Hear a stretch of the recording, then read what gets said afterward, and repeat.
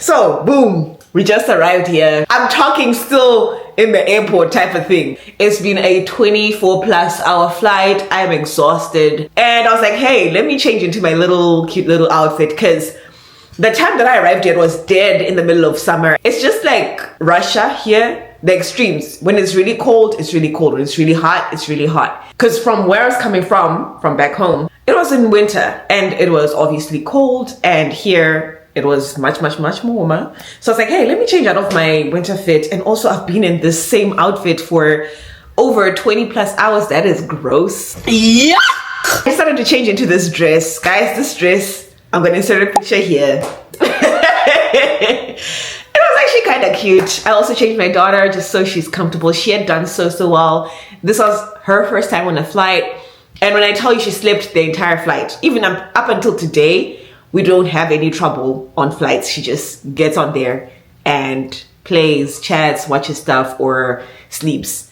Never any trouble. I am blessed to have this child. I'm so grateful to be the mother of this child. She's just incredible. But that is not the purpose of the story time. Right now, we're not talking about this specific instance, because what do you mean?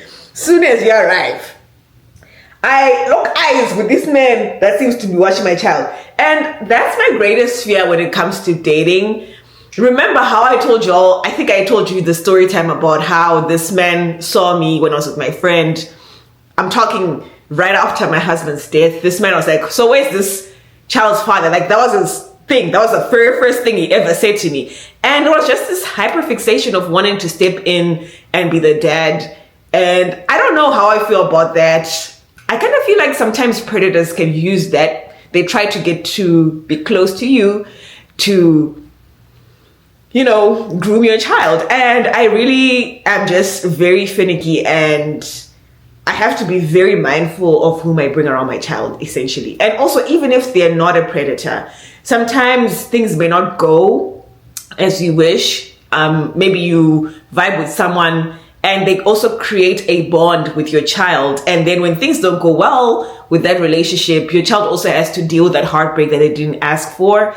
And it's just a lot. I remember at my husband's funeral, his very close friend, who's also a pastor, a man of God, he was giving a eulogy at his funeral. And he said, the biggest heartbreak that I'm facing right now is that this child grew up without a father. I remember weeping in that moment, and I cried. I cried so hard that I fainted, guys. I don't wish this on anybody. This is the worst pain I've ever felt in my life. But anyway, so I say this to say, I don't know, I just feel like I'm in a weird space, especially around dating, bringing, stop playing on my phone. I'm gonna throw this phone away. I'm just so, it's a lot. It's a lot trying to navigate dating, and because I also have to be mindful of whom I'm bringing around my kid, because she's still in the foundation stage of her life. Everything that she's learning right now is going to stick, guys, from the ages of 0 to 7 years old. Those are the formative years. And anyway, I'm babbling. So back to the story time. Chicago O'Hare Airport. And I noticed this man keeps like doing funny faces to my daughter. I'm like, okay. And mind you, when I arrived at my gate, I did notice this man, because he did look good. He did look good. Clean shaven, no beard. Like, my thing is, if you're gonna be clean shaven up here, have a small little goatee, mustache, or just clean everywhere, or full beard, clean shave, or kabas cut. You get my vibes. Like, just be clean, period. And he had the little studs and had the gold chains, and he was looking good. I'm just gonna say that. Even the quality of the clothes, you could tell that here, this person really takes care of themselves. And I really like that. I really like that when people take care of themselves. I sit down and I see this man is doing funny faces at my daughter, and he starts chatting me up. He's like, hey, so where you from? I feel like I've told this story time before. No, I don't think I have. Anyway. Maybe I told people on my Snapchat or my Instagram, I don't know. Or maybe it was just my friends. But anyway, I'm going to talk about this because I really did just think about this person, because I've been trying to go back, trying to navigate my faith. And I will give a life lesson at the end of this video, because Woo, child, I have a lot to say around that. So he's like, hey, where are you from? Of course, here's my thick accent. They call it thick. I don't know about all of that. It's different, so it's gonna be thick. And I'm like, oh, we just arrived. I'm here for grad school. And it's like, oh, that's wonderful. Your daughter is really, really cute. Where's the dad? It's always, where's the dad? Please let me not trauma dump the very first time I meet you. Yeah, no, I had no choice but to tell that story. I was like, I'm really sorry to hear that. And I feel like this man had been watching me for a very long time, because I was about to board. I boarded first. He was going to be there for a long time because he mentioned that his flight had been delayed, and this was like the second time it's been delayed. And should I say where he was going? Yeah, let me just say where he's going, because that's also very important for further down in the story time. He mentioned that he was going to Alaska and his flight had been delayed. He's from Ohio. Guys, what's going on? Everybody's from Ohio. If you're from Ohio, please just stay out with me.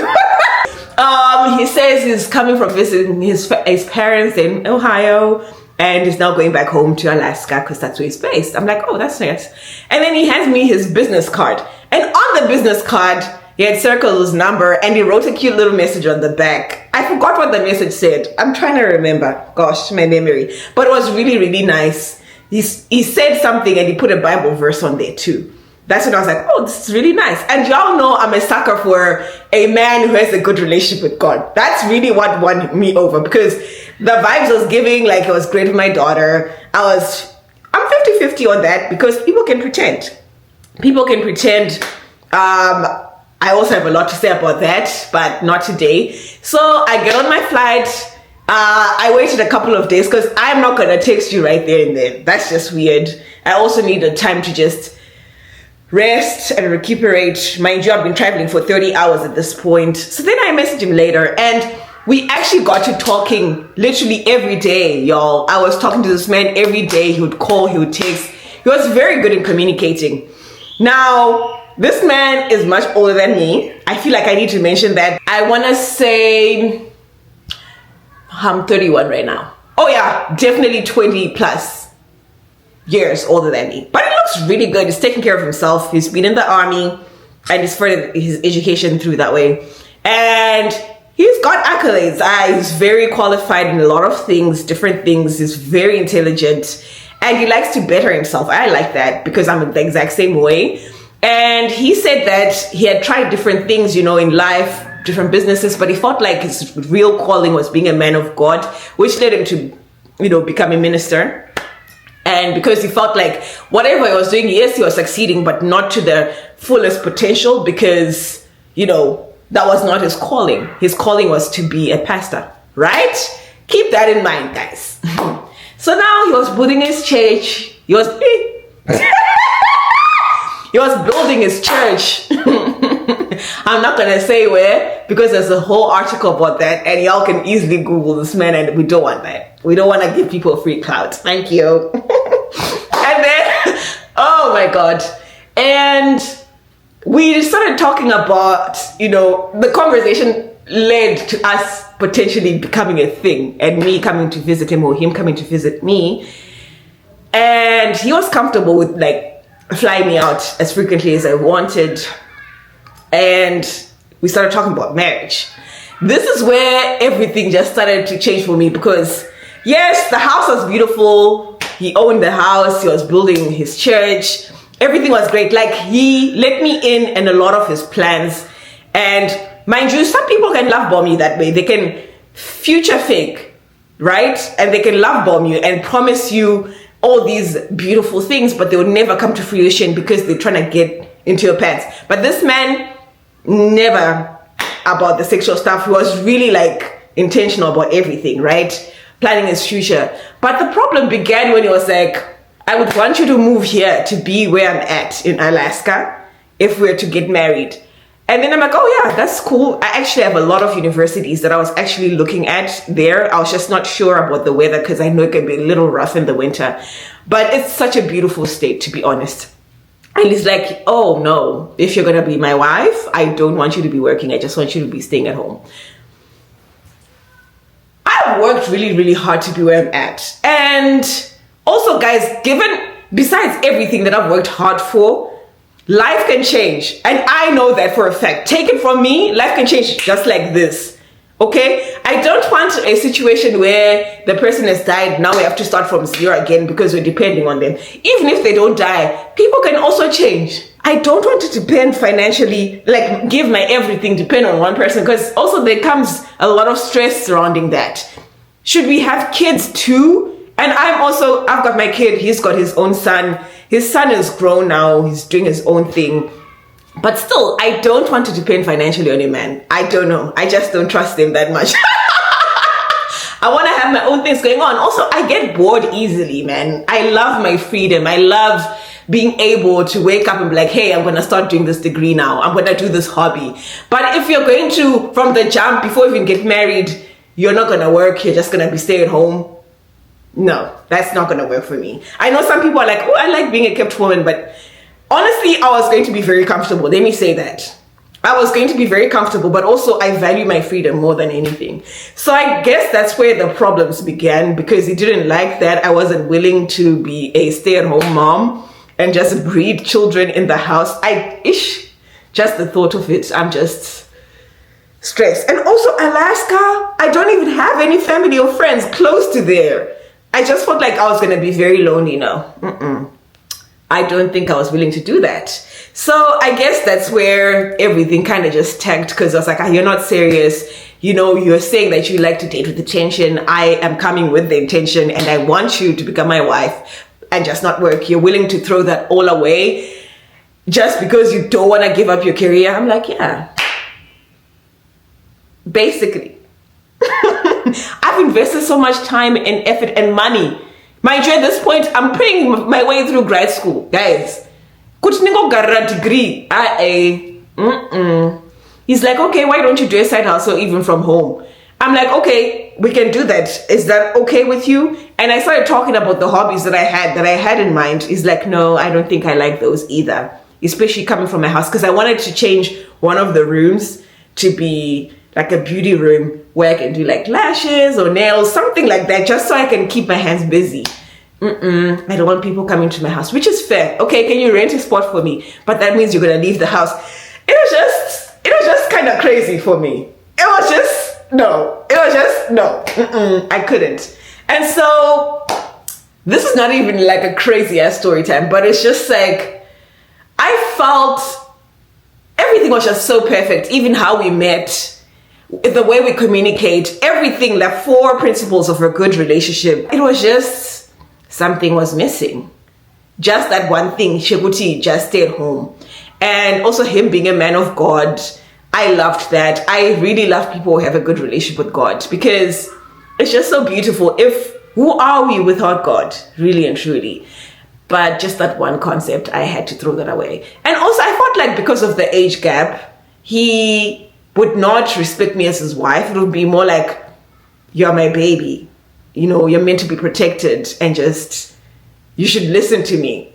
But we shouldn't compromise and communicate like a couple. It was more of, you're a baby. And it was just that whole power play thing. So I also didn't just like that.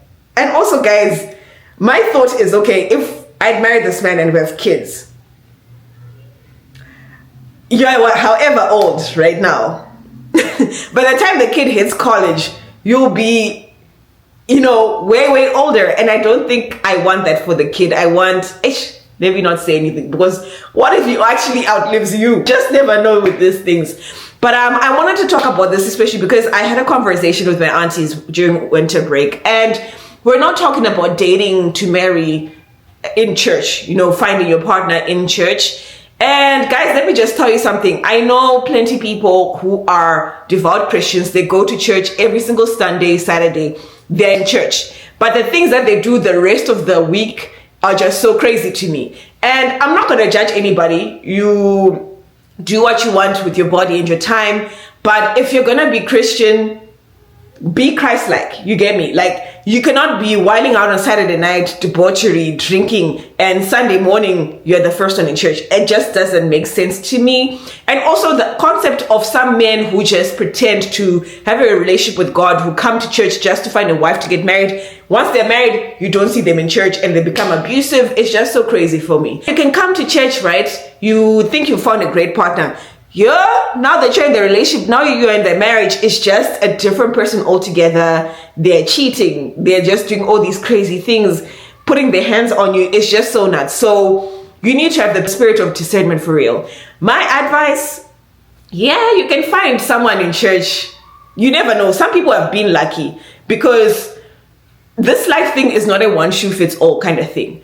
But from my experiences, I think it'll be great if you found someone who has got their own relationship with God, if they're from a different church, and you all get together and you start something fresh. You build a relationship around God as opposed to around the church.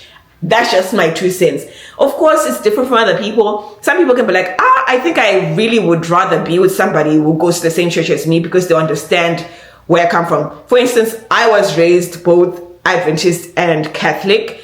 And, those are completely 2 different churches altogether. But Mwabaji pork, they don't drink, they don't eat pork, they don't do anything on Saturdays. But on the other hand, Catholics do pork, they do church completely differently. So if you're with someone who's really devout and they're strict, you need to reach that level of compromise. For this person that I had met, you're a man of God, but you're not willing to compromise, you're not willing to do the union together. You're just putting your rules, laws. You have to give up everything that you're now my wife. Like you're under me as opposed to you're now one. It was just, that imbalance was just not going to work for me. But that's just my 2 cents about that. I kind of feel like this is actually quite controversial. I kind of feel like the same concept of don't ever fall in love with someone that you meet in the club is the same thing for how I feel with don't ever fall in love with someone that you meet in church. And the thing is, people come to church because they're sick, they want to be healed, guys. And just go in there with that thought. Because tell me why. I was fresh out of college and I went to visit my auntie's church this one time. And she introduced me to this young man. Oh, he was very active in the church, guys. Like he was in the church choir. He was also an usher. He was also like youth leader. He was great. Had a great career. He was great. We chatted a little bit, and then further down the line, it was now getting sexual. Like, don't ask me to send you news, bro. Don't ask me so when we go fuck. That's crazy to me. And I met you in church. Like, you realize that the image that I have of you, you're Christ-like, you're pure, but munu mandu, munu enyama, and we're going to fall short and sin. And that's also okay. Just give people grace, and communication is key so that you see where we meet and so on and so forth. This story time. He was great, actually. He was great. But I don't know. I felt like it was just going to be tussling. And for me, that's why I always say, take your time with marriage. Courtship is just a stage where you see if this is going to work, right? But for me, yeah, as soon as he said that, I just felt my heart break. And also, I think in my head, I was just so grateful to God that I had gotten with another man of God, because my late husband, he was phenomenal. He taught me to love and to worship God. He really helped me to grow my faith. And so when I met this man of God, I was like, God, is this you bringing this man because he's also a man of God? Or maybe I just was not ready for that kind of commitment, which is great, because also you have to be self-aware, guys. You have to know that this is a bit too much for me. I cannot handle, because I don't want to just think about me. It's a union. Am I going to be a good wife to this person? Am I going to meet their needs? Because yes, this is one aspect of their identity, right? They've got this calling to be a man of God. But also when two become one, right? We have to see if everything is in unison. Think of it as a song. If we say we're singing in B minor and you are now singing in C, you see, it's not gonna sound very good, okay? It needs to mesh. If you're going to sing baritone and soprano, you see, it will sound so beautiful. But then if I'm singing tenor and you're singing discord, it's not gonna work, okay? So everything is frequencies, vibes need to match. Even if you're not Christian, the vibes still need to match, man. Like, that's all I'm gonna say about that. But anyway, he was great. I remember this one time, the very last time that we spoke, I think he wanted to test me to see if I was really done. He called me when I was at work this one day and he was like, hey, I'm actually in your city. I just landed. I just want to sit down and talk and just see if you are really sure that you're really done with this. And I was like, oh, that's great. Which hotel are you going to be staying at? Because, yeah, you're not going to be with me. And he just laughed. I was like, no, I'm just joking. But yeah, I just wanted to find out if you're really sure that you don't want to do this, if you cannot reach some level of understanding. And then I was like, this is my chat. I just don't want to sit at home and do nothing and depend on you completely. That's just... And he's like, no, but you're going to help me at church. I'm like, I can still help you and do what I want to do. It's like, no. That's where the problem lies for real, because... But he was great. He was great. I'm not going to lie. And then he called me like months later to let me know that he had opened his church. Everything was done now. He had set it up. And I was really proud of him because I love people who see things through, you know. But yeah, he was great. Great man of God. Great man. I hope he's happy wherever he is. Yeah. Love you.